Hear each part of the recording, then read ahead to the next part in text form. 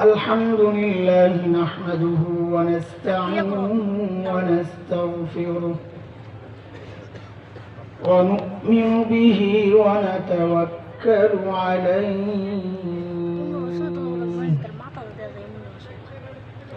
ونعوذ بالله من شرور أنفسنا ومن سيئات أعمالنا من يهده الله فلا مضل له ومن يضلله فلا هادي له وأشهد أن لا إله إلا الله وحده لا شريك له وأشهد أن سيدنا وسندنا وحبيبنا ومولانا محمدا عبده ورسوله اللهم صل على محمد وعلى آل محمد كما صليت على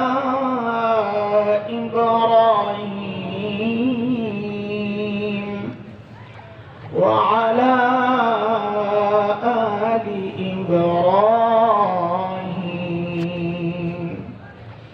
إنك حميد مجيد اللهم بارك على محمد وعلى آل محمد كما باركت على إبراهيم وعلى آل إبراهيم إنك حميد مجيد أما بعد فأعوذ بالله من الشيطان الرجيم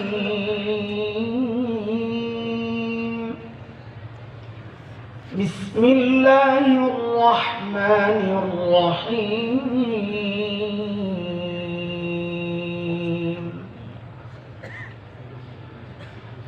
يا أيها الذين آمنوا اتقوا الله ولتنظر نفس ما قدمت لغد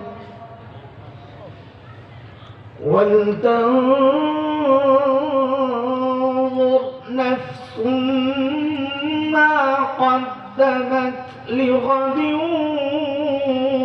واتقوا الله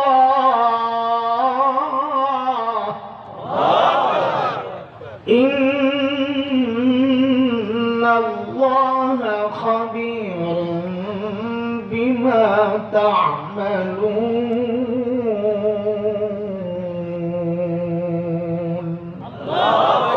آمنت بالله صدق الله العلي العظيم বাইতুর রহমান জামে মসজিদের উদ্যোগে আয়োজিত দ্বিতীয় বার্ষিক ওয়াজ ও মাহফিলের আজকের সম্মানিত সভাপতি উপস্থিত প্রধান অতিথি বিশেষ অতিথি হযরত উলামায়ে কেরাম মুরব্বিয়ানে আযম দূর দূরান্ত থেকে আগত ইসলাম প্রিয় সুধী সমাজ পর্দার আড়ালের মা ও বোন আল্লাহ সুবহানাহু ওয়া তাআলার অশেষ মেহেরবানি যে মহান মালিক দিনই এই মজলিসে আমাদেরকে একত্রিত করেছেন, এটা মালিকের অনেক বড় করুণা আর দয়া থাকে। আর যার দিলকে আমি শক্ত করে দিই তার সে তো হতভাগা, গুমরাহিতে নিমজ্জিত হয়। সূরা জুমার আল্লাহ বলেন, أفمن شرح الله صدره للإسلام فهو على نور من ربه فويل للقاسية قلوبهم من ذكر الله أولئك في ضلال مبين।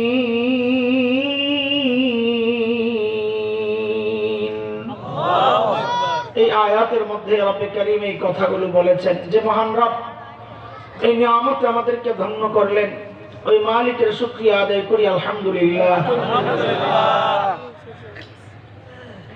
আমরা সাথে সাথে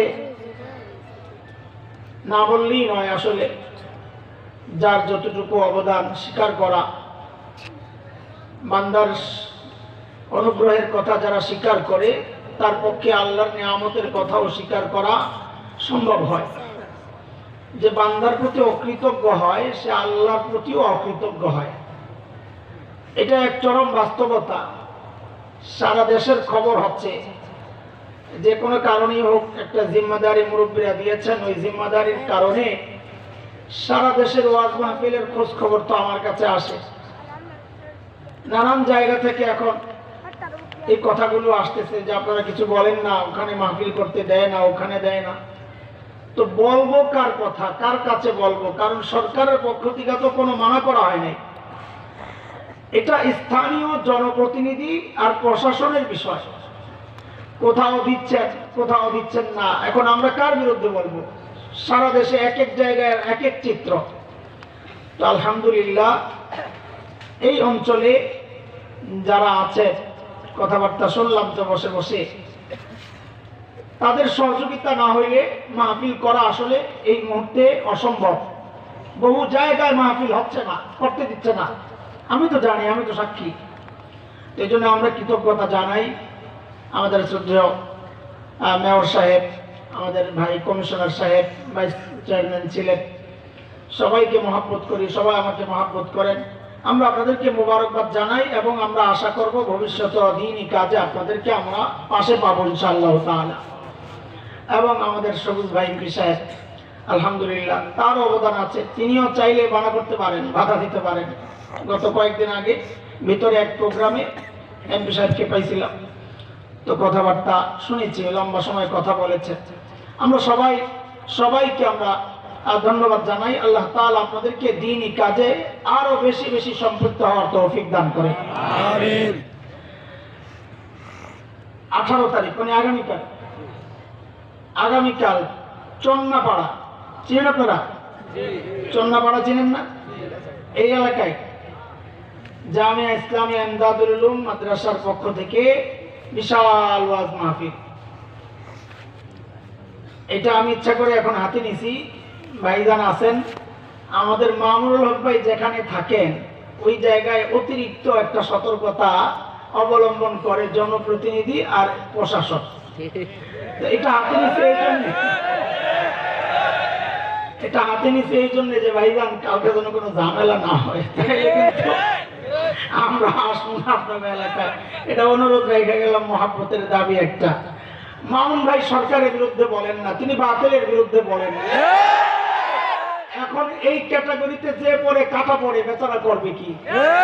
আমার বিরুদ্ধেও যাইতে পারে, বাতিল যেই হোক আমাদের দায়িত্ব এটা তার বিরুদ্ধে বলা, পক্ষে বলা। এটা এই জন্য তো দিন শিখে নাই। এই জন্য আমরা চাইবো যে ভাইকে যেন কোনো বাধার সৃষ্টি না করা হয়, সুন্দরভাবে যেন প্রোগ্রামটা হয়। এতে আপনাদের সুনাম বাড়বে, জনগণের কাছে গ্রহণযোগ্যতা বাড়বে, সবচেয়ে বড় হচ্ছে আল্লাহর কাছে আপনাদের গ্রহণযোগ্যতা বাড়বে ইনশাআল্লাহ। অতীতের সমস্ত সহযোগিতার জন্য আমরা মোবারকবাদ জানাই, ভবিষ্যতের সহযোগিতার আশা করি ইনশাআল্লাহ। আর আপনাদেরকেও দাওয়াত দিলাম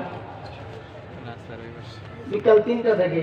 আচ্ছা ঠিক আছে, এই যে অ্যাড দিলাম আমার কিছু দিয়েন।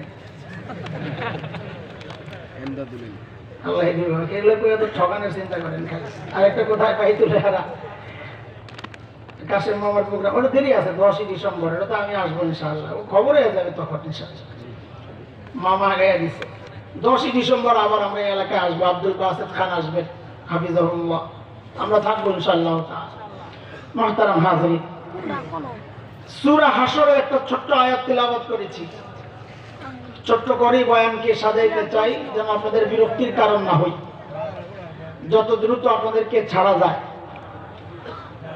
সূরা হাশর, কথা বলেন না, সূরা হাশরের ছোট্ট আয়াত। আল্লাহ সুবহানাহু ওয়া তাআলা আমাকে আপনাকে বড় মায়া করে ডাক দিয়েছেন, ইয়া আইয়ুহাল্লাযীনা আমানু, এই ডাকটা মালিকের বড় মায়ার ডাক। আল্লাহ কোরআনে আমাদেরকে দুই ভাবে ডেকেছেন, ইয়া আইয়ুহান নাস, ও মানুষ, আরেকটা হচ্ছে ইয়া আইয়ুহাল্লাযীনা আমানু, ও ঈমানদার। হযরত মুফতি শফি রহমাতুল্লাহ আলাইহি বলেন, এই দুই ডাকের মধ্যে পার্থক্য আছে। কি পার্থক্য? বলে বাবা তার সন্তানকে দুই ভাবে ডাকেন।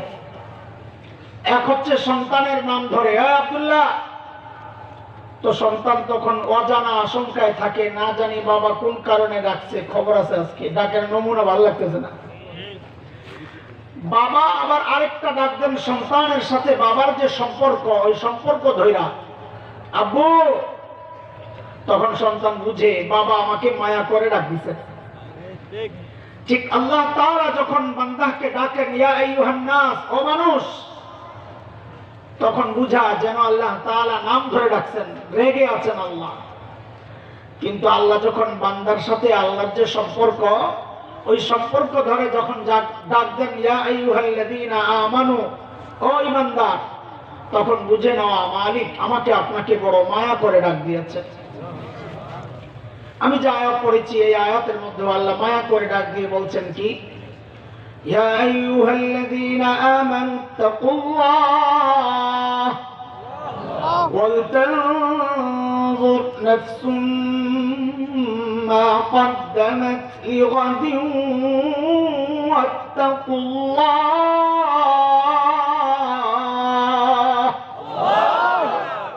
দুইটা হুকুম এই আয়াতে।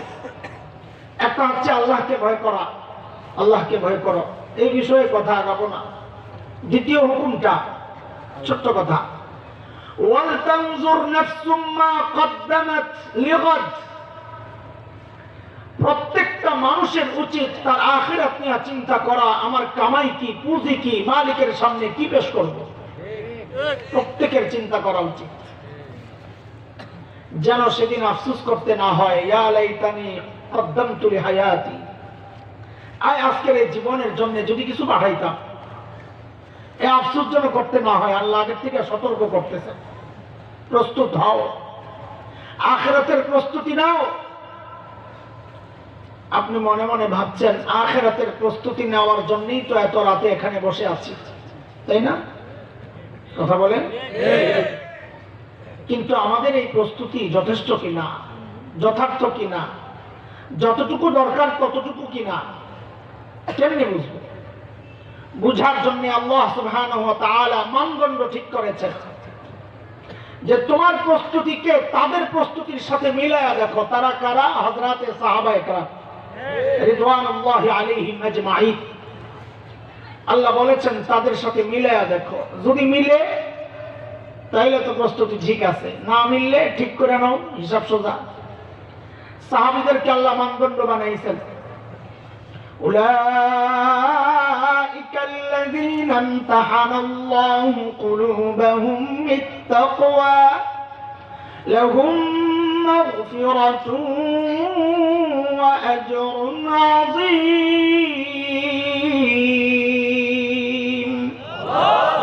আল্লাহ বলেন আমি সাহাবীদের তাকওয়ার পরীক্ষা নিয়েছি, ওই পরীক্ষায় তারা পাস। সূরা তাওবায় আল্লাহ বলেন والسابقون الأولون من المهاجرين والأنصار والذين اتبعوهم بإحسان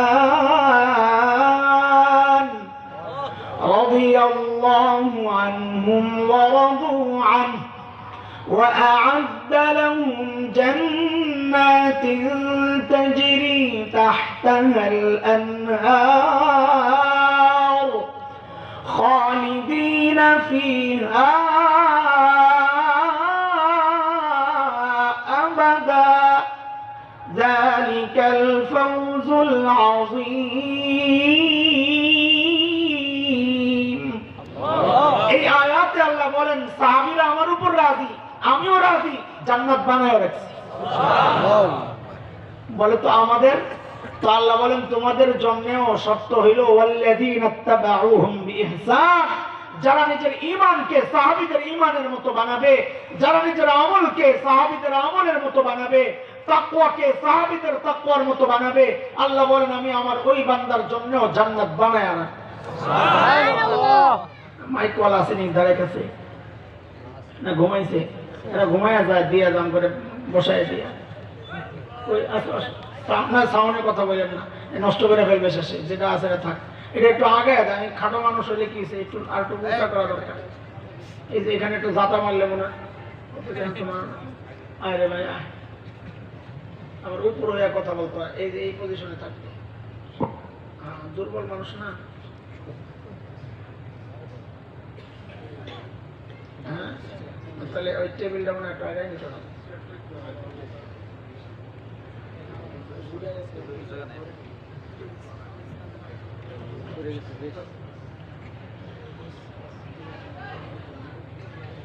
একটু বের করো, হ্যাঁ হ্যাঁ দেখা হবে। আর একটু উপরে উঠাও, উপরে উঠাও, পেছনে নাও, এই পজিশনে থাকবে।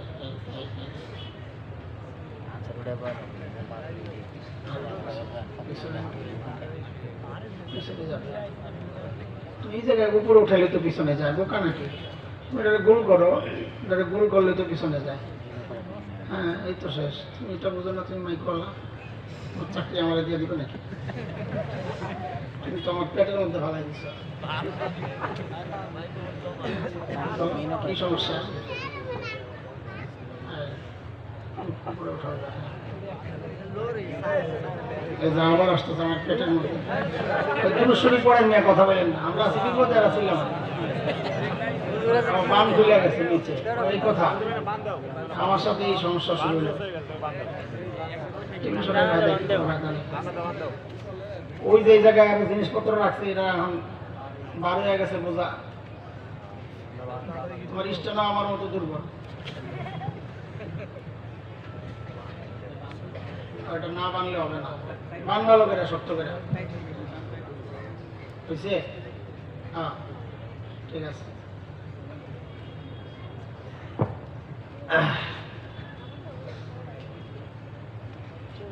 আজকাল আবার সেজদায় না পড়ে দেখতে পারে না, পাও দেখবো টেবিলের কারণে তো খালি পাও না দেখাতেন, জানতেন পাও দিতে দেখেন পাও দুইটাই আছে, কি মনে করছে আল্লাহ জানে। আয় মালিক,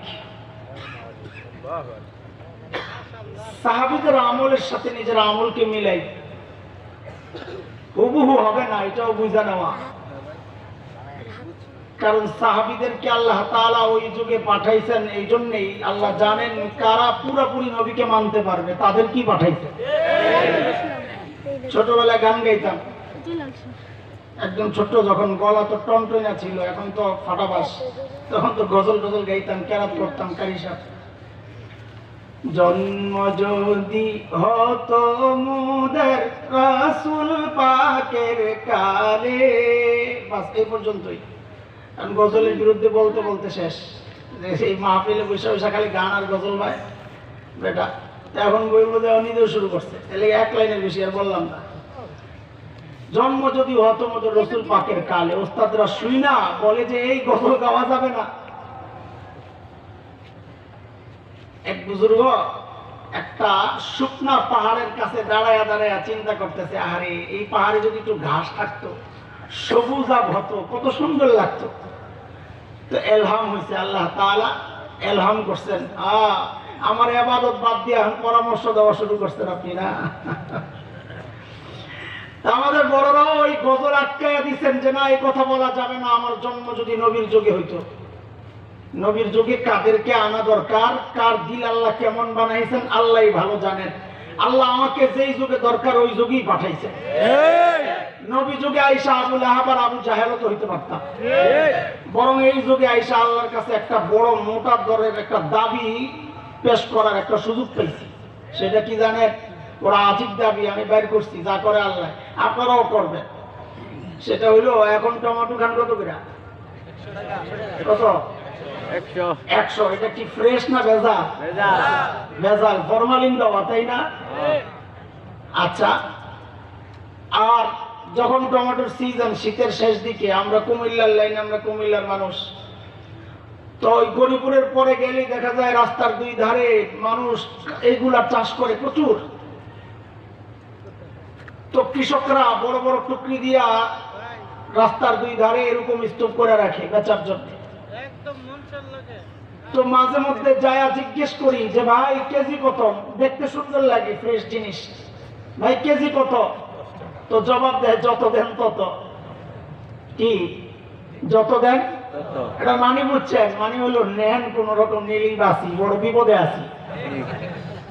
তো অনেকগুলো একসাথে নিয়ে পরে মাপলে দেখা যায় কত কেজি পরে, 3 টাকা 4 টাকা 5 টাকা সর্বোচ্চ এইরকম কেজি পরে। আজকের টমেটোর চেয়ে ওইটা বেশি ফ্রেশ কিনা? ওটা ফ্রেশ, তারপরেও দাম কম, তাই না? আর এখন একটা ফ্রেশ না ভেজাল, তারপরেও দাম বেশি। কারণ কি? এখন সিজন না, ওইটা সিজন। সিজনের জিনিস খাঁটি হইলো দাম কম, আর অফ সিজনে জিনিস ভেজাল হইলো দাম বেশি। আল্লাহরে খালি এটাই জানাই দিবেন, আল্লাহ কিচ্ছু করবো না। আমগরে অফ সিজনে পাঠাইছো, নবীর যুগে পাঠাও নাই। আমগো আমলে একটু ফরমালিন থাকবে, একটু ভেজাল থাকবে, কিন্তু রেট বাড়াইয়া দেওয়া লাগবে। কোনো কথা নাই, বলে আন্দাজে একটা মাইরা দিলেন না, না, এটা হাদিসের একটা বক্তব্যের অংশ, আমি ওখান থেকে বাইর করছি। নবী বলছেন, মান তামাসসাকা বিসুন্নতি ইনদা ফাসাদি উম্মতি ফালাহু আজরু শাহীদ। শেষ যুগের ফাসাদের জামানায় কেউ যদি সুন্নতকে আঁকড়ায়া ধরে, আল্লাহ তাকে শাহাদাতের মর্যাদা দিয়ে দেবে। কি বোঝা গেল? এমন এক যুগ আসবে যখন সুন্নতকে আঁকড়ায়া ধরলে দাম বেড়ে যাবে, রেট বেড়ে যাবে। এটা নবী তো বলছে, তা আমি একটু ঘুরে বললাম আর কি। ঠিক আছে না? ইনশাআল্লাহ ওই আমল করবেন আর আল্লাহরে বলবেন, আল্লাহ আমলে ভেজাল বুঝি, আমার আমল ফরমালিন মুক্ত বুঝি, কিন্তু পাঠাইছো তো তুমি শেষ জমানায় অফ সিজনে, এখন রেট বাড়ায় দেওয়া লাগবে, আমি জানি না কিচ্ছু। আল্লাহু আকবার। দোস্ত, সাহাবীদের আমলের সাথে মিলবে না, দূরত্ব অনেক। তবে আমাদের জিম্মাদারি হচ্ছে যত কাছাকাছি আসা যায়। সাহাবীদের সাথে আমাদের মৌলিক একটা পার্থক্য শোনেন, মৌলিক পার্থক্য। সাহাবীরা আখিরাতের কাজ করতেন, আখিরাতের কাজ করতেন, ফাঁকে ফাঁকে দুনিয়ার কাজ করতেন। আর আমরা যারা নিজেদেরকে দিনদার মনে করি, আমরা দুনিয়ার কাজ করি, দুনিয়ার কাজ করি, ফাঁকে ফাঁকে একটু আখিরাতের কাজ করি। এটা হচ্ছে সাহাবীদের সাথে আমাদের মৌলিক পার্থক্য। এটাকে যত কমানো যায়, বলে কমাইলে কি হবে?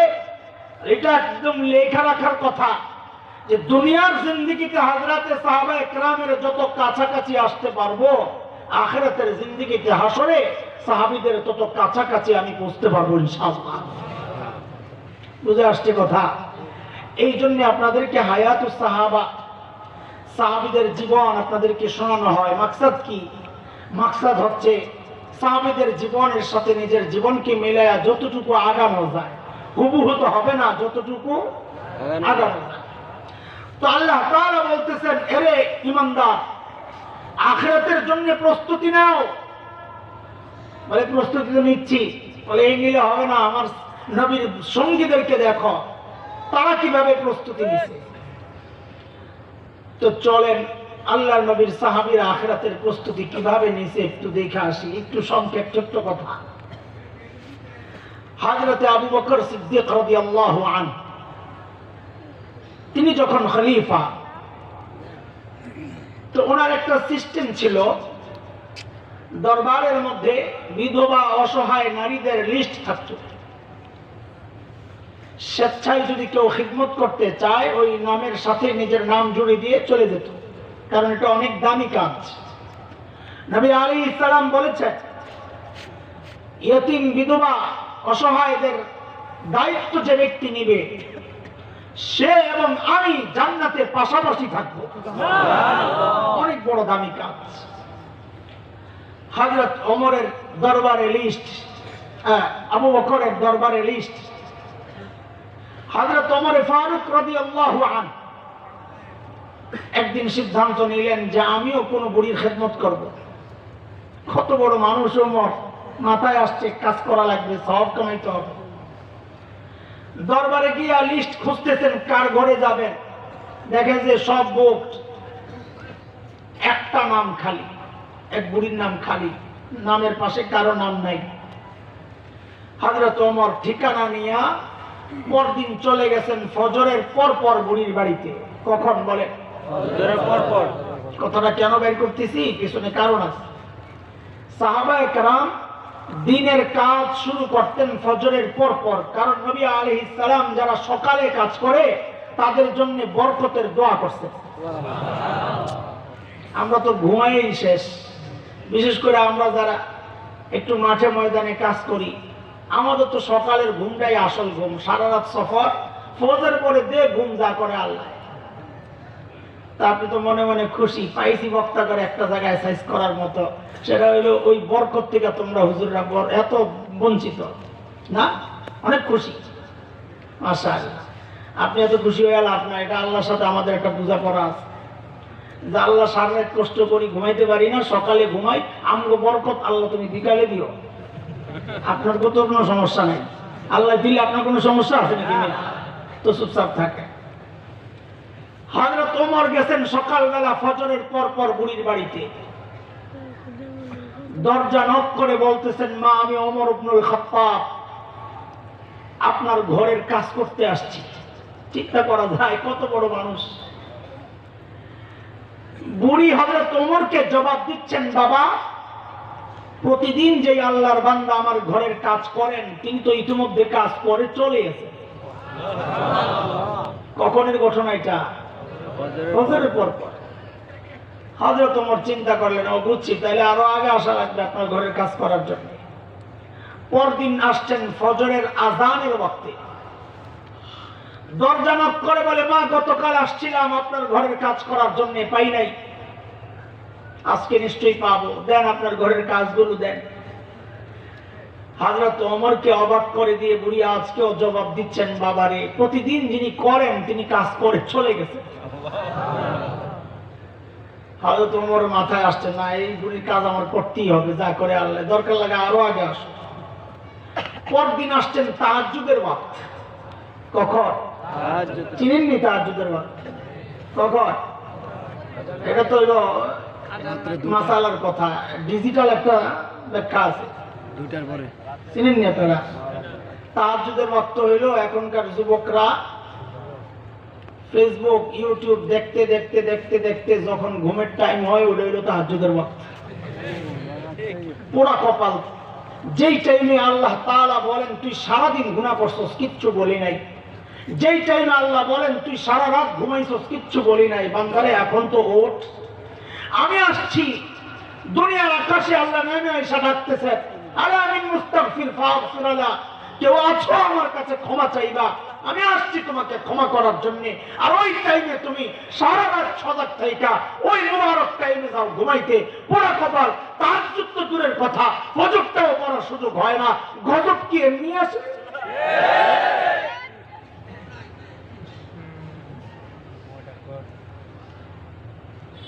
তাহাজ্জুদের ওয়াক্ত সাইয়েদনা ওমর ইবনুল খাত্তাব রাদিয়াল্লাহু আনহু বুড়ির বাড়ির সামনে দাঁড়ায় বলে, মারে আমি 2 দিন থেকে ঘুরতেছি আপনার ঘরের কাজ করার জন্য, আজকে নিশ্চয়ই নিরাশ হব না, আপনার ঘরের কাজগুলো আমাকে দেন।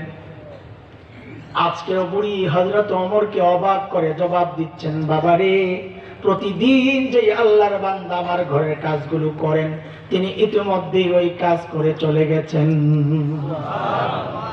কাহিনী বুঝছেন? তাহাজ্জুদের ওয়াক্তে যায় কাজ পায় না, এবারে কাজ করে কোন সময়? হযরত ওমরের এইবার টনক নড়ছে, আমার এই বুড়ির কামের দরকার নাই, তবে ওই বুজুর্গের আগে বের করা লাগবে। খেয়ে লোক কাজ করা লাগবে না, বুজুর্গ বের করবে। পরদিন গভীর রাত হযরত ওমর বুড়ির বাড়ির দরজার সামনে এক ঝোপের আড়ালে চুপচাপ বসে আছেন, অপেক্ষা কে এই গভীর রাতে আসে বুড়ির খেদমত করার জন্য। হযরত ওমর লক্ষ্য করলেন এক আল্লাহর বান্দা খালি পায়ে পা টিপে টিপে চোরের মতো আগাইতেছে। হযরত ওমর রেডি, আহেন আসে। যেই না কাছাকাছি আসছে লাফ দিয়ে উঠছে, এই কে আপনি? ওমরের আওয়াজ অনেক উঁচা। কাহিনী কয়টা? এক তো রাতের অন্ধকার, মানুষটা একা, আবার ওমরের এই বিকট আওয়াজ, তিনটা একসাথে হইলে আপনারা কি করতেন জানি না, আমার সামনে এরকম কেউ দাঁড়াইলে আমি তো কাপড় নষ্ট করে ফেলতাম ভয়ে। আমি তো কই ঠিক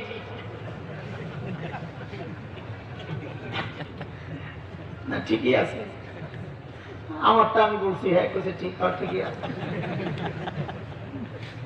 হযরত ওমরের আওয়াজে ওই ব্যক্তি ভয় পাবেন থাক দূরের কথা, হযরত ওমর যাকে দেখছেন দেখে নিজেই চমকায় গেছে।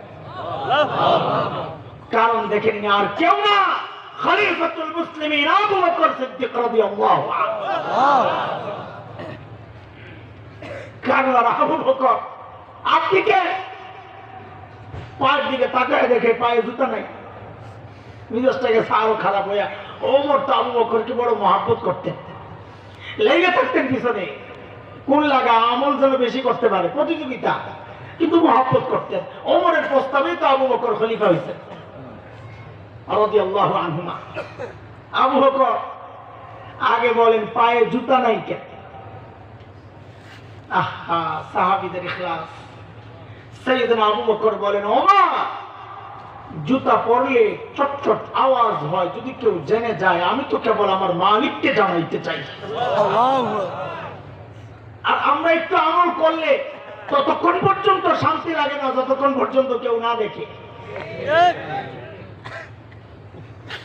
আমরা তো ইমাম সাহেব কত রকমের রুগী যে আমার কাছে ধরা পড়ে। একদিন একজন আইসা বলতেছে, হুজুর দেখছেন নি অবস্থা? কি হয়েছে? পাউডি ফুললা কি অবস্থা? আমি তো বাতের ডাক্তার দেখান। আমি তো বুঝছি কি কইতে চাই, আমি অন্যদিকে ঘুরতেছি আর এইদিকে আসতে দেই না।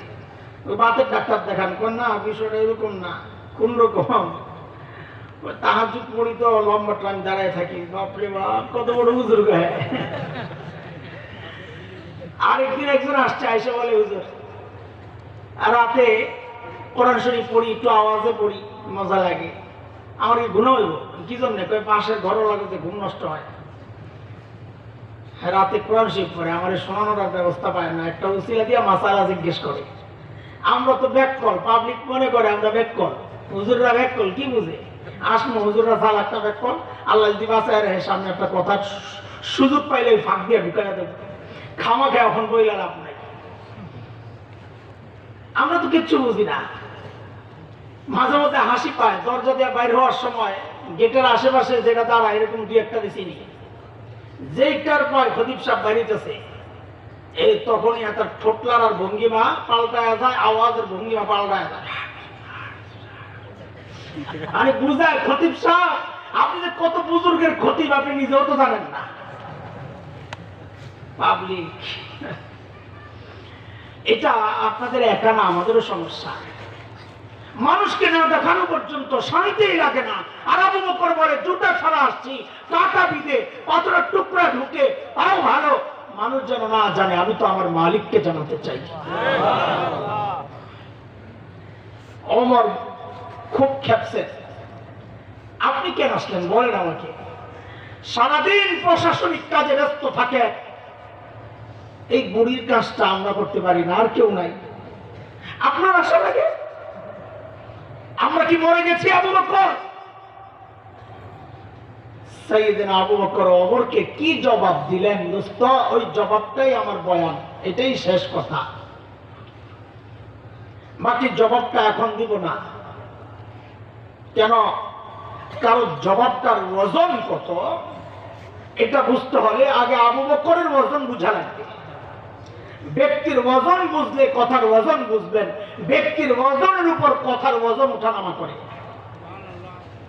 যেমন ধরেন, আপনার এলাকায় রাস্তা দিয়ে যাচ্ছেন, এক ফকির বেটা আপনাকে ডাক দিছে, কাকু এদিকে আসে। আপনি যাওয়ার পর বলতেছে, আগামীকাল আমার সাথে একটু সাক্ষাৎ করো, তোমারে খুশি করে দেব। তা আপনি মনে মনে হাসবেন, নিজে ভিক্ষা করে খায় আবার আমারে খুশি করে। একই কথা যদি সবুজ ভাই আপনাকে বলেন, এমপি সাহেব, যে কালকে দেখা করে খুশি করে দিব, তখনও কি হাসবেন না আশাবাদী হবেন? কথা কিন্তু একটাই, ব্যক্তির ওজন বেড়ে গেছে, কথারও ওজন বেড়ে গেছে।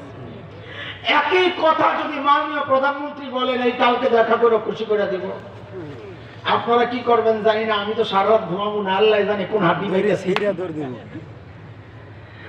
ব্যক্তির ওজন বেড়ে গেছে, কথারও ওজন। আবু বকর কি জবাব দিলেন, জবাবটা শোনার আগে আগে আবু বকরকে তো চিনা লাগবে, না হয় বোঝা যাবে না ওই কথার ওজন কত। আমি আপনি বললে এটার কোনো এত মূল্য নাই, কিন্তু বলেছেন যেহেতু আবু বকর, কথার ওজন অনেক, কারণ আবু বকরের যে অনেক ওজন। চলেন আগে একটু আবু বকরের ওজন বুঝে আসি। আবু বকর কত বড় মানুষ, আল্লাহু আকবার। একদিন আম্মা জানা আয়েশা রাদিয়াল্লাহু আনহা মদিনার স্বচ্ছ পরিষ্কার আকাশের দিকে তাকায় তাকায় দেখেন লক্ষ লক্ষ নক্ষত্র দেখা যায়।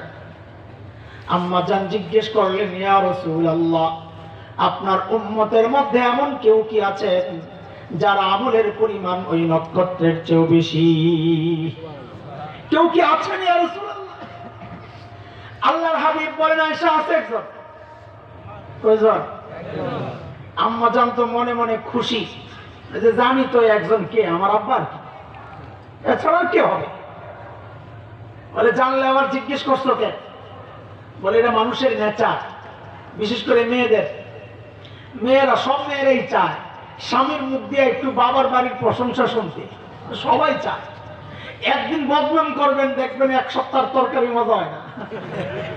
বলেন না?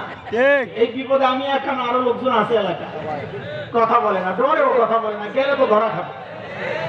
আপনি ঠিক বলেন, জোরে গেলে বললেন, আমি বলি নাই, কত মানুষ আসছিল, তাই তো হয়, এত ডরান কেন? কথা ঠিক।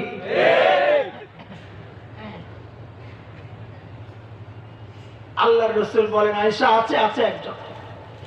আম্মা জান তো আশায়, আমার বাবার নামে তো আসবে।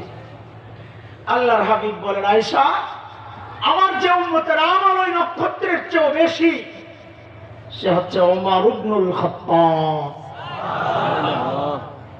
এখন আম্মা জানের চেহারার কি অবস্থা? আহা, মলিন হয়ে গেছে। মানুষ তো চেহারা দেখলে বুঝে ভিতরে গন্ডগোল চলতেছে, ভিতরের বিষয়টা তো ফুটে ওঠে চেহারা। ইংরেজিতে বলেন একটা কথা, face is the index of mind. আপনারা কোন যে মানুষের মাইন্ড ভিতরে কি চলতেছে এটা চেহারায় ফুটে ওঠে। আম্মা জানের চেহারা দেখেও তো নবী বুঝে গেছে যে আয়েশার ভিতরে গন্ডগোল চলতেছে। এটা স্বামী স্ত্রী হইলে তো আরো স্পর্শকাতর। স্বামী একটু মাইন্ড করলে বউ টের পায়, বউ একটু মাইন্ড করলেও স্বামী টের পায়। এটা কুদরতের মুআমালা। আল্লাহ রাসূল বুঝছেন আয়েশার ভিতরে গন্ডগোল চলতেছে। তো আল্লাহর হাবিব বলেন, আয়েশা, তুমি কি ভেবেছিলে আমি তোমার বাবার নাম বলবো? তাই ভেবেছিলাম না? আর আয়েশা, শোনো শোনো, তোমার বাবা আবু বকরের হিসাবটাই আলাদা। কেন এর সাথে মিলাও? আমার গোটা উম্মতের আমল যদি এক পাল্লায় রাখা হয়, আর একা তোমার বাবা আবু বকরের আমল যদি আরেক পাল্লায় রাখা হয়, তো আবু বকরের আমলের পাল্লা ভারী হয়ে যাবে। ওটা তুলনাই তো হয় না, এত মূল্য আবু বকরের রাদিয়াল্লাহু আনহু। একদিন হযরত ওমর রাদিয়াল্লাহু তাআলা আনহু আসছে আবু বকরের কাছে। আয়েশা বলেন, দোস্ত, আপনার সাথে একটা লেনদেন করতে চাই।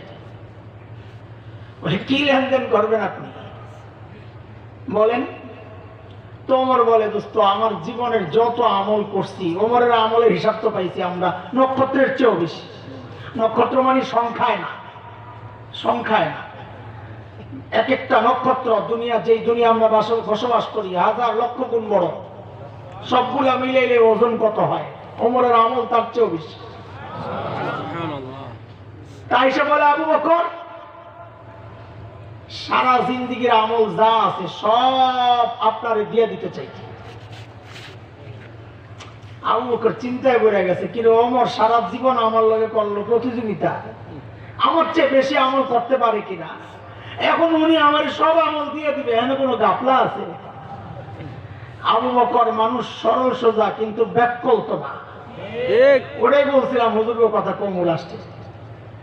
এই যে ওলামায়ে কেরাম দেখে, এই মানুষগুলোর দেখতে মনে হয় কিচ্ছু বুঝে না, আসলে এটা সরলতা, কিন্তু তারা বিচক্ষণ, তারা চুপচাপ থাকে, কিন্তু দিন আক্রান্ত হইলে তখন বোঝা যায় এই সরল মানুষগুলা কত সরব হয়ে যায়, রাজপথ কাঁপায়া গোটা দুনিয়াকে কাঁপায়া দেয়।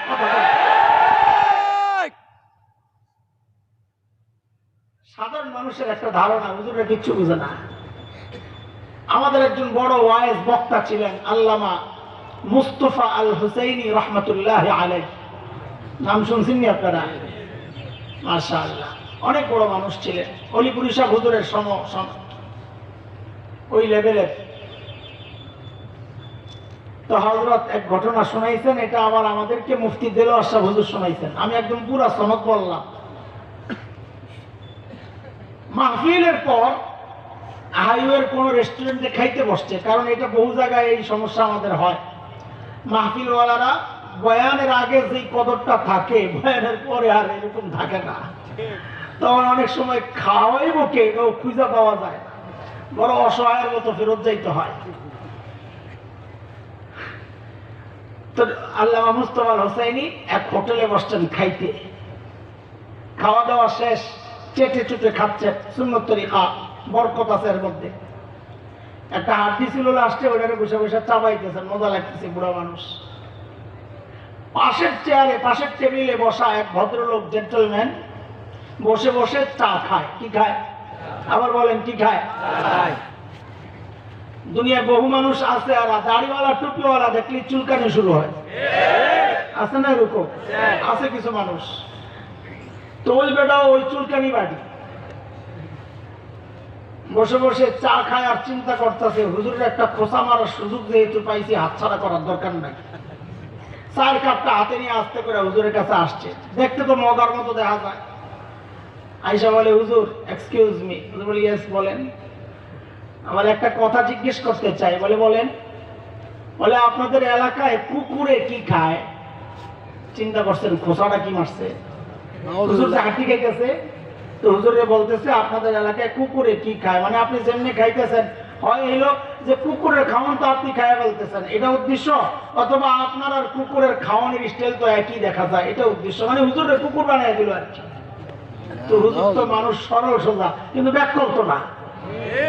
যেই না জিজ্ঞেস করছে, হুজুর আপনাদের এলাকায় কুকুরে কি খায়, ওই বেটার হাতে তো এমন চায়ের কাপ, হুজুর আসতে করে পায়, আমাদের এলাকার কুকুরে চা খায়।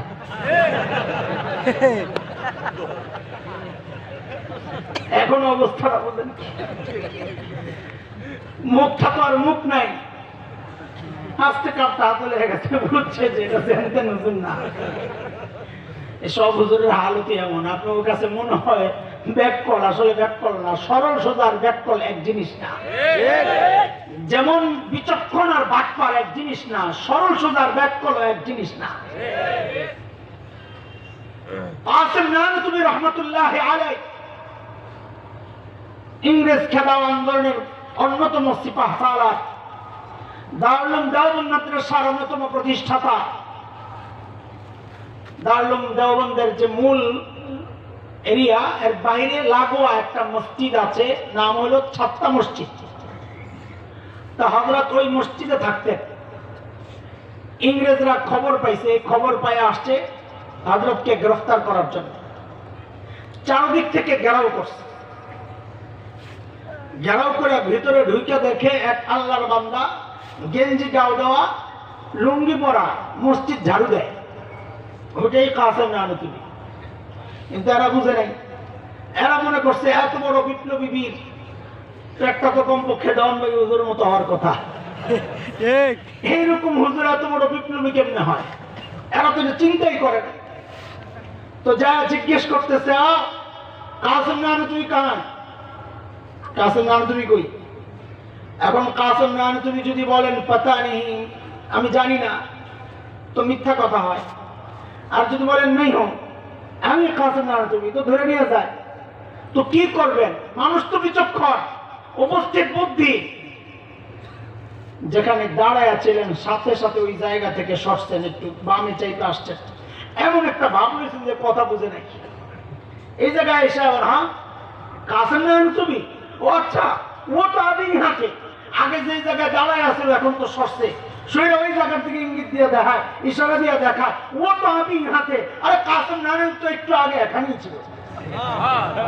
কথা তো মিথ্যা না, একটু আগে তো এখানেই ছিল, এখন তো শরীরে আসছে।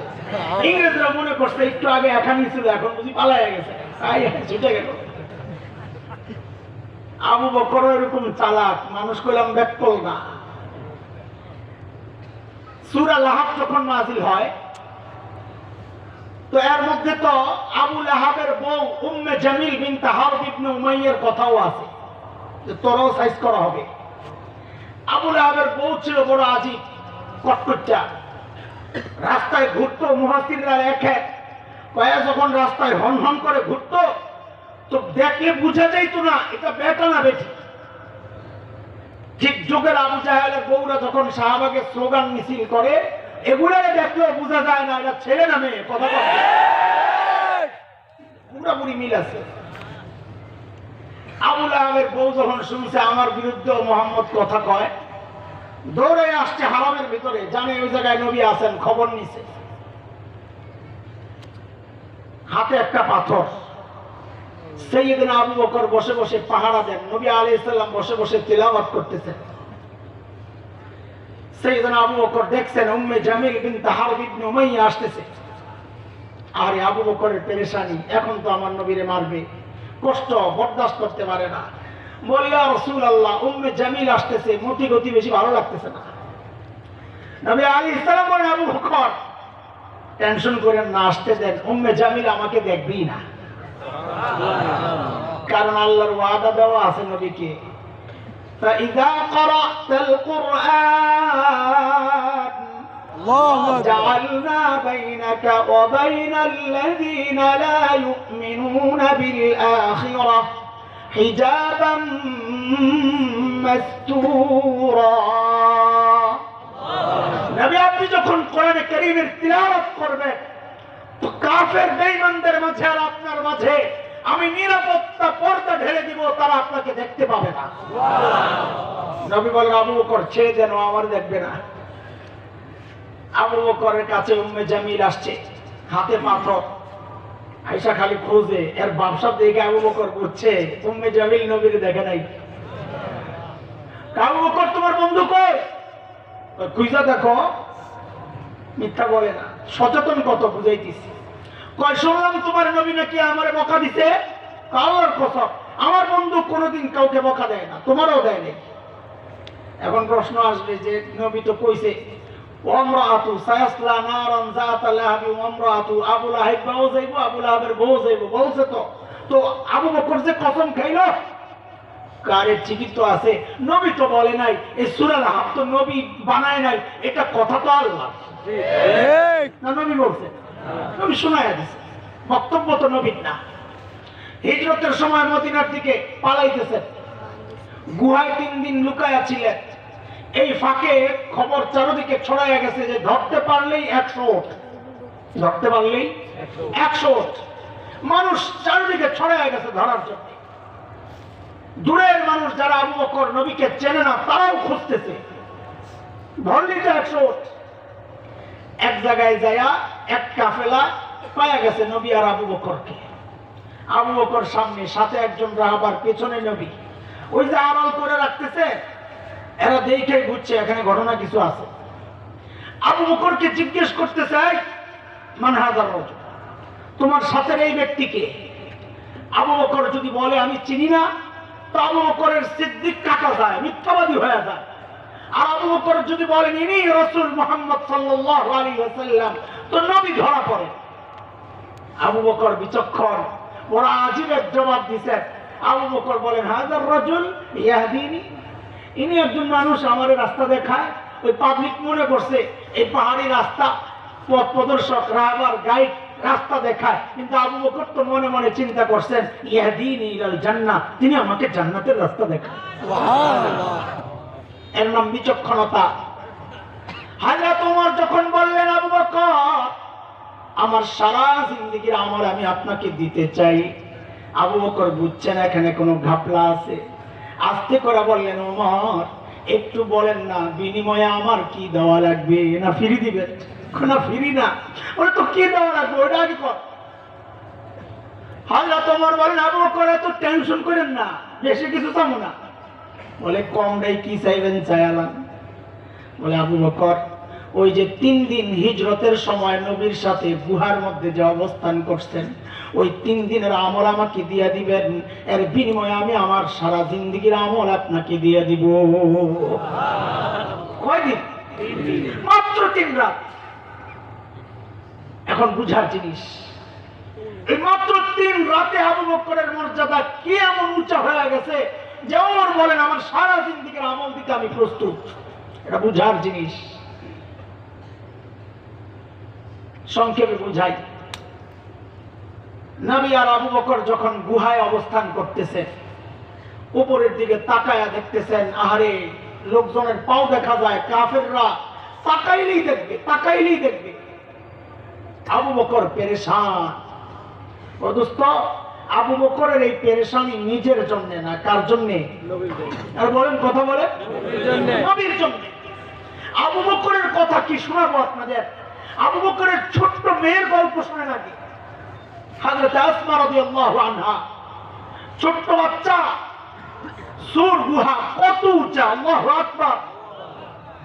হেরা গুহা এটা উঁচা, কিন্তু আমি উঠছি, ভিতরে ঢুকছি গুহা। সূর গুহায় ওঠার জন্য কয়েকবার নিয়ত করছি, কিন্তু পাহাড়ের নিচে যাইয়া উপরের দিকে তাকাইলে আমার আশা থাকে না, ওই জায়গায় উঠলে আমার পক্ষে নামা সম্ভব না, এত উঁচা।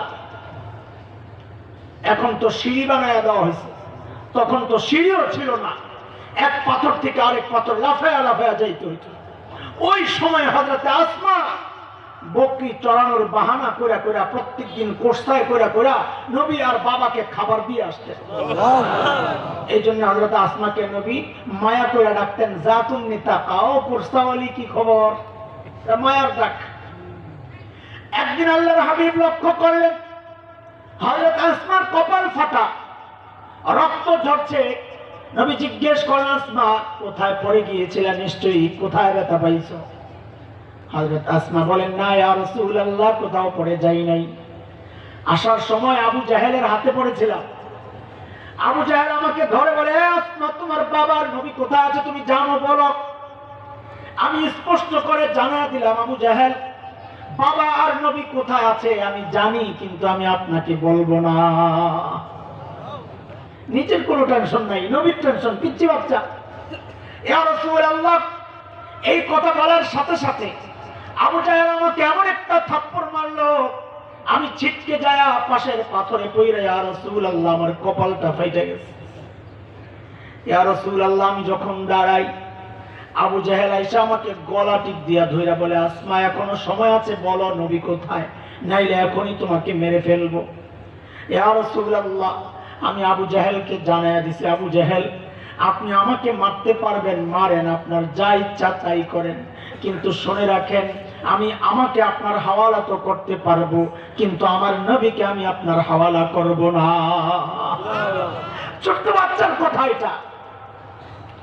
তারা তো নবীকে দেখা দেখা মহব্বত করছেন। এই 1400 বছর পরে এমন লাখো যুবক পাওয়া যাবে যারা সদা সর্বদা নবীর ইজ্জত রক্ষায় নিজের জীবন দিতে প্রস্তুত থাকে।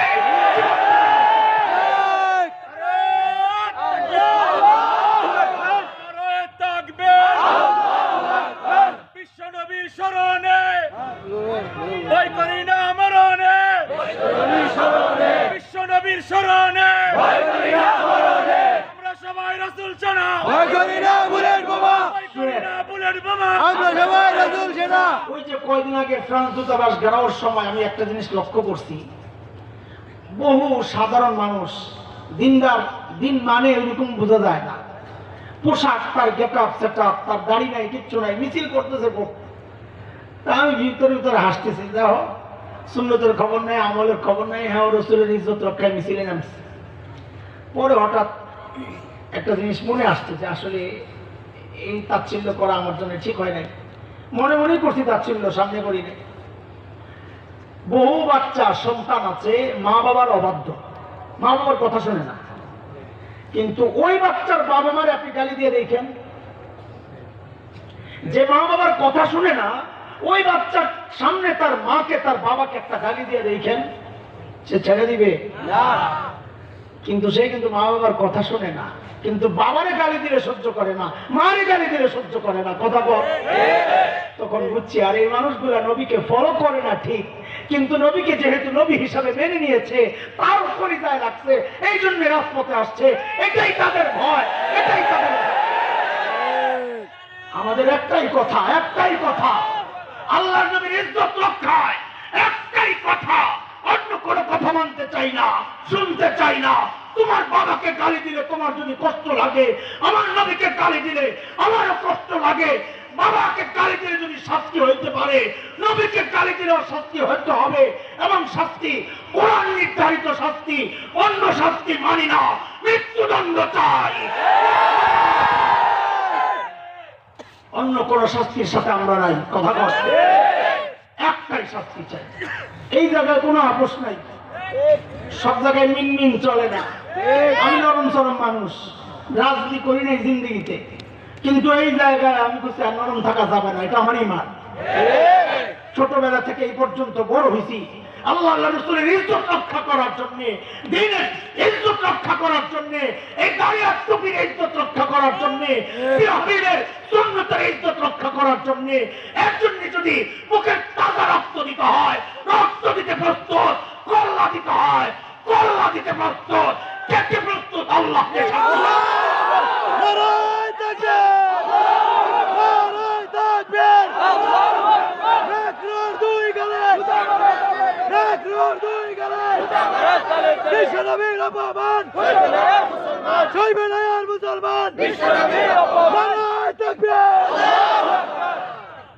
হযরত আবু বকর পেরেশান, চেহারার মধ্যে পেরেশানির ছাপ। আল্লাহর নবী আরাম করতেছিলেন, ঘুম থেকে উঠেই দেখেন আবু বকরের চেহারার মধ্যে পেরেশানির ছাপ। জিজ্ঞেস করতেছেন, আবু বকর আপনি এত চিন্তিত কেন? হযরত আবু বকর বলেন, ইয়া রাসূলুল্লাহ, ওই যে উপরের দিকে তাকায় দেখেন, লাউ আন্না আহাদাহুম ইয়ানজুরু ইলা কদামাইহি, তাদের যে কেউ একজন যদি গুহার মুখের দিকে না, যদি নিজের পায়ের দিকেও তাকায়, তাইলেও আমাদেরকে দেখে ফেলবে। এই জন্য পেরেশান। আল্লাহর হাবিব বলেন, আবু বকর আপনি কি ভেবেছেন এই গুহার ভেতরে খালি আমি আর আপনি, আর কেউ নাই? এটা মনে করছেন? না না আবু বকর, না, আপনি টেনশন করেন নাই, গুহার ভেতরে খালি আমি আর আপনি না, আমাদের সাথে আল্লাহ আছে। এই জন্য স্লোগান ঠিক করা লাগবে। পোলাপানটা দেখে উল্টা পাল্টা স্লোগান দেয় খালি। সেদিন বলতেছে, বাবুনগরী এগিয়ে চলো, আমরা আছি তোমার সাথে, তুমি থাকলে কি না থাকলে কি, মেয়ে আল্লাহ যদি না থাকে ঠিক বলতে হবে, এগিয়ে চলো, আল্লাহ আছেন তোমার সাথে। নবী শিখাই দিচ্ছেন আবু বকর রে, আবু বকর আমি আর আপনি না, আমাদের সাথে কে আছে? আল্লাহ। উল্টা পাল্টা স্লোগান বলে, জিহাদ জিহাদ জিহাদ চাই, জিহাদ করে বাঁচতে চাই। বাঁচবি কেন জিহাদ করে? তুই জিহাদে যাবি কি জন্যে? হ্যাঁ, জিহাদে বাঁচার জন্য যায়, বাইচা গেলে গেলি সেটা আরেক হিসাব, কিন্তু জিহাদ যে যাবে সে বাঁচার জন্য যাবে না, সে তো মরার জন্য যাবে। এই জন্য স্লোগান পাল্টাইতে হবে মিয়া, খালি তালে তালে স্লোগান নয় ওটা। জিহাদ জিহাদ জিহাদ চাই, জিহাদ করে মরতে চাই, শাহাদাতের অমিওষুধা পান করতে চাই, সর্বোচ্চ মর্যাদার আসনে বসতে চাই। ভাইসা কি করবা? কাপড়ের কাপড় গলায় পেঁচায় গেছে মিছিলে, আর মিছিল দেয় জিহাদ জিহাদ জিহাদ চাই, জিহাদ করে বাঁচতে চাই। বাঁচতে চাইলে তুই কাপড়ের কাপড় বসে উল্টাবে, উল্টা পাল্টা সব চলতেছে, বুঝে না, না বুঝেই চিন্তা। আল্লাহ তাআলা নবীর এই সান্ত্বনার বাণী আল্লাহর এত পছন্দ হয়েছে। আল্লাহ সূরা তাওবার একটা আয়াতের টুকরা বানায়া নাযিল করে দিয়েছেন কোরআনে। সুবহানাল্লাহ। ইযহুমা ফিল গার ইয ইয়াকুলু লিসাহিবিহি লা তাহজান ইন্নাল্লাহা মা'না। দুইজন যখন গুহায়, ওলামায়ে কেরাম বিশেষ করে খেয়াল করেন বিষয়টা, মজার রস আছে জায়গায়, সাধারণরা ওইরকম বুঝবে না, সহজভাবে বুঝানোর চেষ্টা করবো ইনশাআল্লাহ, কিন্তু ওলামায়ে কেরাম সহজেই বুঝবে। আল্লাহ বলতেছেন ইযহুমা ফিল গার, দুইজন যখন গুহায়, একজন তার সাহাবী তার সঙ্গীকে বললেন, ইয ইয়াকুলু লিসাহিবিহি, একজন মানে নবী, সাহাবী আবু বকরকে বললেন, তার মানে আবু বকর যে নবীর সাহাবীটা আল্লাহ স্বীকৃতি দিয়েছেন, কাজে আবু বকরের সাহাবিয়তকে কেউ অস্বীকার করলে সাথে সাথে কাফের হয়ে যাবে, এটা কোরআনের স্বীকৃতি। গেল এক কথা। দ্বিতীয় কথা, নবী বলেন লা তাহজান ইন্নাল্লাহা মা'ানা, আবু বকর আপনি পেরেশান হয়েন না, আল্লাহ আমাদের সাথে আছেন, আল্লাহ আমাদের সাথে আছেন। ওমর চিন্তা করছেন, এই জায়গায় তো গুমর। ওমর বুঝে গেছেন আবু বকরের এই 3 রাতের গুমর কি, বলে সারা জিন্দেগি আমল করে আমি কি পাইলাম? আমি পাইছি নবী স্বীকৃতি দিয়েছেন, লাউ কানা বা'দি নাবিয়্যুন লাকানা উমারা।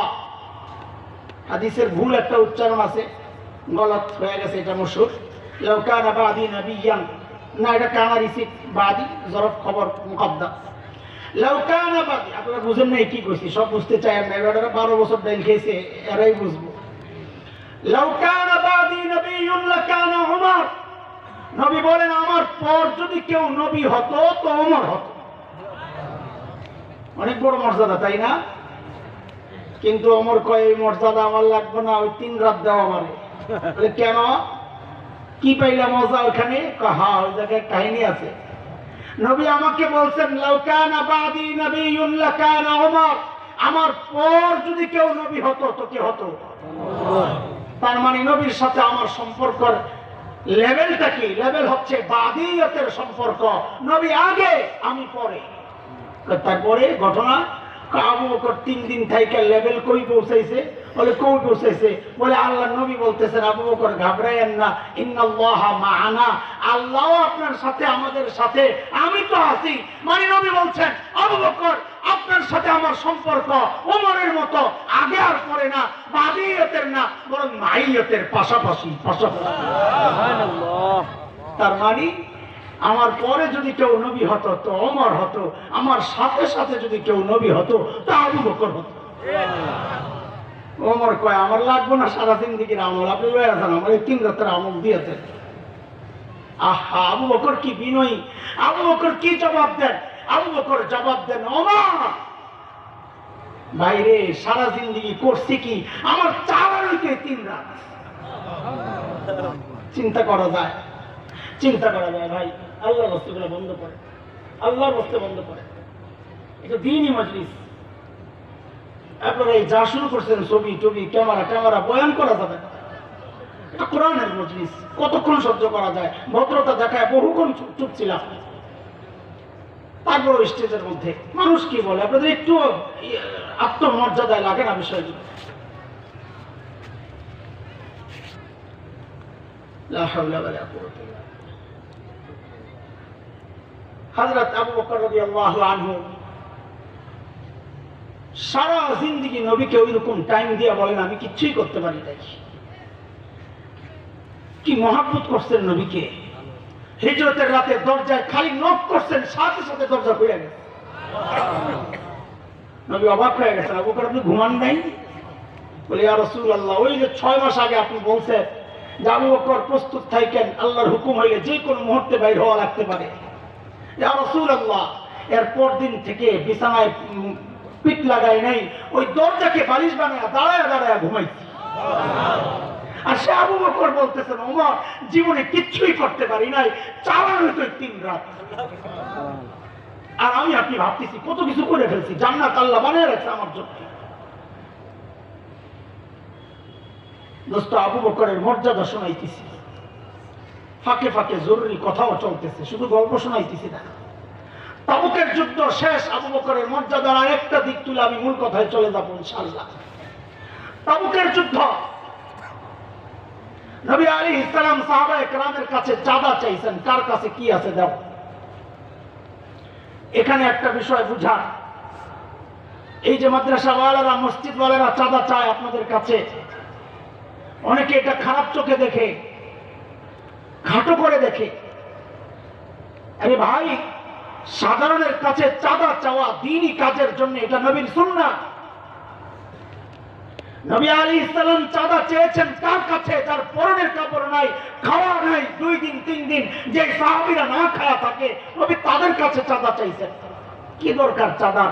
নবী চাইলেই তো আল্লাহ উহুদ পাহাড়কে সোনা বানায় দেন। তো চাঁদার দরকার কি? চাঁদা চাইছেন এই জন্য, নবী চেয়েছেন আমার সাহাবীরা জান দিয়ে যেমন কোরবানি করতেছে, মাল দিয়েও কোরবানি করুক। উলামায়ে কেরামও চাঁদা ওই জন্যই চায়, ভিক্ষা মনে করেন না।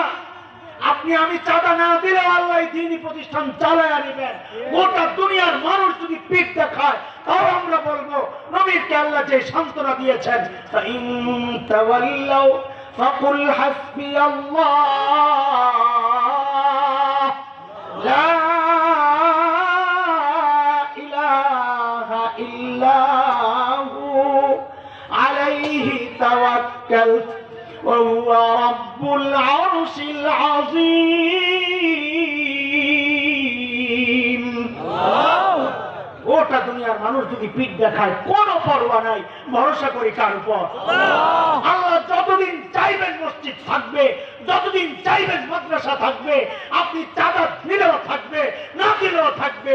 আল্লাহ না চাইলে আপনি চাঁদা দিয়েও এগুলোকে বাঁচায় রাখতে পারবেন না।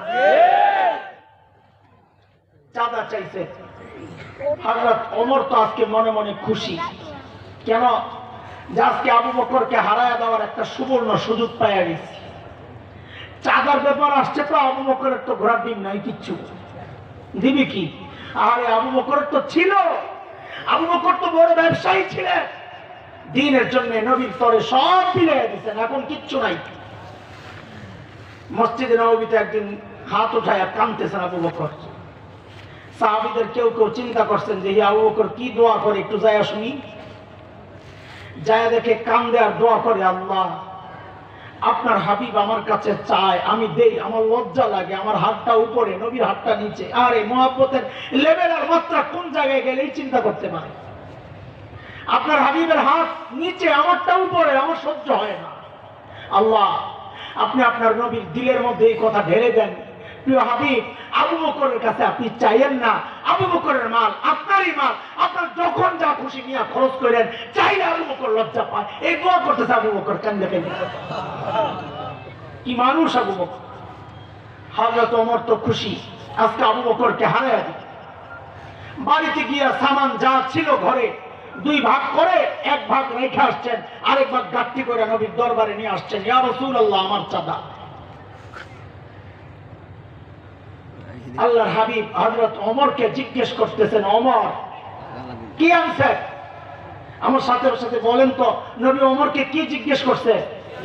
বলেন, আবার বলেন, ওমর কি আনছেন? হযরত ওমর জবাব দেন, ইয়া রাসূলুল্লাহ, ঘরে যা ছিল অর্ধেক আনছি, অর্ধেক রেখে আসছি। আচ্ছা, এইবার নবী অপেক্ষা করে আবু বকর আসবে, ওমর অপেক্ষা করে আবু বকর আসবে, দেখি কি নিয়ে আসে। সাইয়েদনা আবু বকর আসতেছে, হাতের মধ্যে ছোট্ট একটা পুটলা। ছোটবেলায় কিতাবে পড়েছি, গায়ে চট গায়ে দেওয়া ছিল। হাদিসের এই অংশটা দুর্বল, তবে গল্প ইতিহাসের ক্ষেত্রে, ফজিলতের ক্ষেত্রে দুর্বল অংশ বলা যায়, এই জন্য বলতেছি। রিওয়ায়াতের 8 পিস মিলে বোঝা যায় ওই গাঁটটির মধ্যে কি ছিল। গায়ের জামা কাপড় গুলা ছিল, আর কিচ্ছু নাই। তো চট গায়ে দিয়ে আসছেন সাইয়েদনা আবু বকর, খেজুর গাছের কাঁটা দিয়া বোতাম বানাইছেন। নবী আলাইহিস সালামের দরবারে আসছে, ইয়া রাসূলুল্লাহ আমি আনছি। নবী জিজ্ঞেস করতেছেন, আবু বকর ঘরে কি রাইখা আসছে? ওমরকে কি জিজ্ঞেস করছিলেন? ওমর কি নিয়ে আসছেন? ওমর বলছিলেন অর্ধেক আনছি অর্ধেক রাখছি। আবু বকরের বেলায় নবী প্রশ্ন একটু ঘুরাইয়া দিয়েছেন, বলে আবু বকর ঘরে কি রাইখা আসছেন? হযরত ওমর মনে মনে বলে গেছি আজকেও হাইরা গেলাম। নবী প্রশ্ন ঘুরাইয়া দিয়েছেন, কারণ যদি জিজ্ঞেস করতেন আবু বকর কি আনছেন, তো কি আনছেন তো দেখাই যায় পোটলা একটা ছোট্ট। কিন্তু নবী প্রশ্ন ঘুরাইয়া দিয়ে বলেন আবু বকর ঘরে কি রাইখা আসছেন? আমি তো ঘরে অর্ধেক রাইখা আসছি, আবু বকর কিছু রাইখা আসছে বইলা মনে হয় না। আবু বকর কি জবাব দিবে? আরে ছোট্ট আসমার জবাব তো আগে শুনেন, কি পরিবার আল্লাহ দিয়েছেন। সাইয়েদনা আবু বকর যখন নবীর সাথে হিজরত করে মদিনার পথে, আবু বকরের বাবা তখনও মুসলমান হন নাই, মক্কা বিজয়ের দিন মুসলমান হয়েছেন আবু কুহাফা রাদিয়াল্লাহু আনহু। আবু বকরের সাথে মনোমালিন্যতা, যেহেতু বিধর্মী হয়ে গেছে আবু বকর, ওনার চিন্তায়, কিন্তু নাতিপুতির জন্য তো মায়া লাগে। তো ঘরে গেছেন আবু বকরের, যায় আসমা রাদিয়াল্লাহু আনহা বড় ডাক দিয়েছেন, দাদু ভাই বাবা তো মনে হয় ঘরে কিচ্ছু রেখা যায় নাই, কি লাগবে তোমাদের? আসলেই কিচ্ছু রেখা যায় নাই। আবু বকর ঘরে সোনা দানা যা ছিল সব গাঠি করে লয়ে রয়েছে নবীর লগে। হযরত আসমা জবাব দিচ্ছেন, দাদু ভাই আপনি টেনশন করেন না, বাবা যাওয়ার সময় ঘরে যথেষ্ট পরিমাণ রেখে গেছে। আবু কুহাফা চলে গেছে শুই না, পথের মধ্যে যায় মাথায় আসছে, আমার ছেলেরে আমি চিনি, বাপ ছেলেরে চিনে না? আমার ছেলের যে চরিত্র, এই যে পাগলের পাগল, এই বন্ধুর সাথে সব না নিয়ে ঘরে যথেষ্ট রেখে গেছে, এটা আমার বিশ্বাস হয় না। তাইলে আবার আসছে, আয়েশা হযরত আসমাকে জিজ্ঞেস করতেছেন, দাদু ভাই আচ্ছা একটু বলো তো, বাবা যে ঘরে যথেষ্ট পরিমাণ রেখে গেছেন, ওই যথেষ্ট পরিমাণ কি রেখে গেছেন একটু বলো তো। হযরত আসমা বলেন, দাদু ভাই আব্বা যাওয়ার সময় ঘরে আল্লাহ আর তার রাসূলকে রেখে গেছে। ছোট্ট বাচ্চার জবাব, তো বাবা কি জবাব দিবে? বাচ্চাই যদি এই জবাব দেয়। সাইয়েদনা আবু বকর বলেন, ইয়া রাসূলুল্লাহ ঘর থেকে আসার সময় যে খেজুর পাতার বেড়া, এই বেড়াগুলারে থাপড়ায় থাপড়ায় আসছে ইয়া রাসূলুল্লাহ। কেন? কারণ ওই বেড়ার মধ্যে মাঝে মধ্যে সুই গেঁথে রাখতাম, যেন একটা সুই পর্যন্ত আমার ঘরে না থাকে, ওই সুইটা যেন আমার কোন মুজাহিদ ভাইয়ের কাজে আসে। ওগো আল্লাহর হাবিব একটা সুই পর্যন্ত রাইখা আসি নাই। বলে তো কি রাইখা আসছে? বলে আল্লাহ আল্লাহর রাসূলকে রাইখা আসছি। আবু বকরের মর্যাদা শোনাইতেছি দোস্ত। এর মধ্যে জিবরাইল আমিন হাজির, নবীকে সালাম দিয়ে বলতেছেন, ইয়া রাসূলুল্লাহ আল্লাহ আবু বকরকে সালাম পাঠাইছেন। আমি আপনি ইবাদত করি কাকে খুশি করার জন্য? আর জিবরাইল জিজ্ঞেস করতেছেন, ইয়া রাসূলুল্লাহ আল্লাহ জানতে চেয়েছেন, আল্লাহ তো আবু বকরের উপর রাজি, আল্লাহ তো আবু বকরের উপর রাজি। আল্লাহ জানতে চাইছেন এই কষ্টে থেকেও আবু বকর আল্লাহর উপর রাজি কিনা। হযরত আবু বকর কান্না শুরু করছেন, ইয়া রাসূলুল্লাহ আমি আমার মালিকের উপর রাজি, ইয়া রাসূলুল্লাহ আমি রাজি, আমি রাজি, যেভাবে রাখছে আমি রাজি। ওই আবু বকর এত বড় মানুষ, আবু বকর নবী সুসংবাদ দিয়েছেন জান্নাতের, আবু বকর ফিল জান্নাহ, আবু বকর জান্নাতি।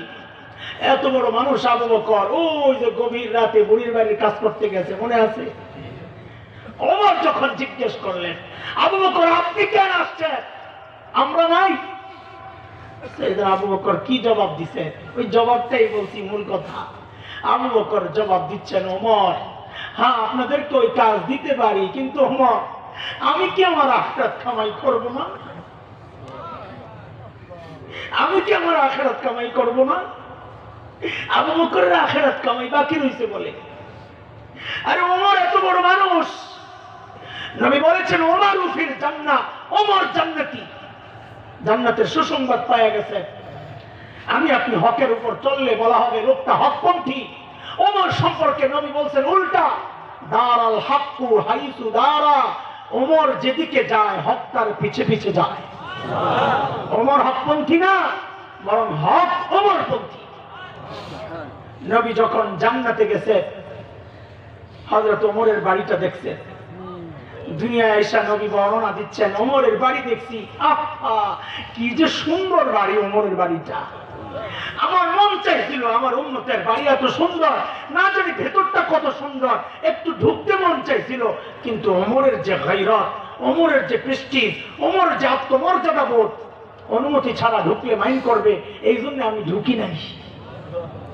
হযরত ওমর হাউমাউ করে বাচ্চাদের মতো কান্না শুরু করছেন, আমি কে হইতো ইয়া রাসূলুল্লাহ, আপনার সাথে আমার আত্মমর্যাদা বোধ, কেন একটু ঢুকলেন না, আপনি কেন একটু ঢুকলেন না ইয়া রাসূলুল্লাহ।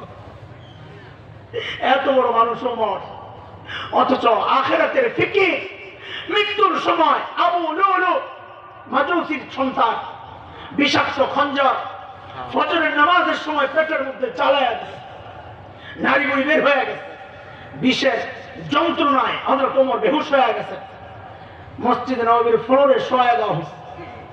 আব্দুল্লাহ ইবনে ওমর অথবা অন্য কোন সাহাবীর কোলে মাথা, একটু হুশ ফিরছে, হুশ ফিরার সাথে সাথে নামাজের খবর নিছে, দরজায় দাঁড়ায় রয়েছে এক যুবক, টাকনুর নিচে কাপড়, ওই অবস্থায় বলে এই কাপড় টাকনুর উপরে উঠাও।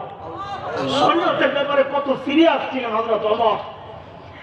এরপর আস্তে করে মাথাটাকে মসজিদে নববীর ফ্লোরে রাখছেন। ফ্লোর কি পাকা? টাইলস করা ছিল, মোজাইক করা ছিল, কি ছিল? কথা তো বলে। হযরত ওমর নিজের এই চেহারাকে মসজিদে নববীর ফ্লোরের মধ্যে রাখছেন, রাইখা গালগুলোকে জমিনের সাথে এইভাবে ঘষতেছেন আর কামতেছেন আর বলতেছেন, ওয়াইলুল লাকা ইয়া ওমর, ওয়াইলুল লাকা ইয়া ওমর, ইল্লাম ইয়াগফির লাকা রাব্বুক। ওমর, তোমার রব যদি তোমাকে ক্ষমা না করে তুমি কিন্তু ভয়ঙ্কর বিপদে পড়ে যাবা। ওমরের আখিরাতের এত চিন্তা, আবু বকরের আখিরাতের এত চিন্তা। সাইয়েদনা আবু বকর নির্জনে দূরে চলে যেতেন, নিজেকে ধিক্কার দিয়ে দিয়ে চিৎকার করে করে কাঁদতেন আর বলতেন, ইবনে আবি কুহাফা, ও আবু কুহাফার বেটা, তুই মানুষ কেন হইলি? ইয়া লাইতানি কুনতু ওয়ারাকা, আমি যদি গাছের পাতা হইতাম তাহলে আমার হিসাব দেওয়া লাগতো না, মানুষ কেন হইলাম? আবু বকরের এত টেনশন, ওমরের এত টেনশন, আমাদের চেহারার দিকে তাকাইলে মনে হয় না কেউ মৃত্যুবরণ করবে। এ ভাই, কে গ্যারান্টি দিছে যে আমার মৃত্যু যন্ত্রণা হবে না? কে গ্যারান্টি দিছে যে আমাদের কবরে আযাব হবে না? কে গ্যারান্টি দিছে বলো? কে গ্যারান্টি দিছে যে হাসরের পেরেশানি হবে না? আরে ওমর তো গ্যারান্টি পাইছে জান্নাতে, আবু বকর তো গ্যারান্টি পাইছে জান্নাতে, আমার কে দিল গ্যারান্টি?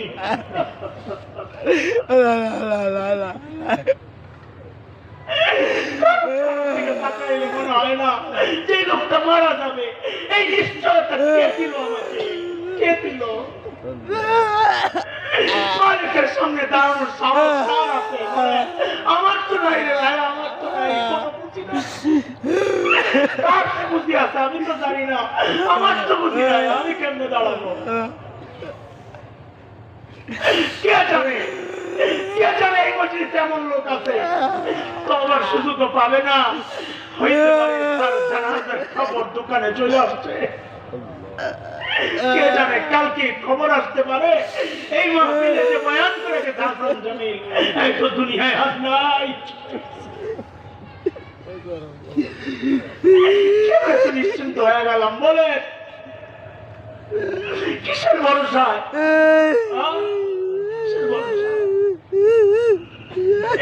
গুনাহ গুনাহ চলছে চলছে, বুড়া হয়ে গেছে, দাড়ি সাদা হয়ে গেছে, গুনাহ ছাড়ে না, চুল সাদা হয়ে গেছে, গুনাহ ছাড়ে না।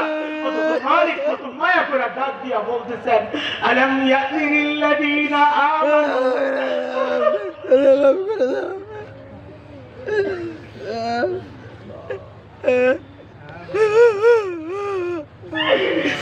ألم يأن للذين آمنوا أن تخشع قلوبهم لذكر الله।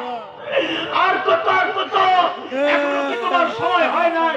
মালিকের ভয়ে একটু আত্মা কাঁপা ওঠার সময় কি হয় নাই?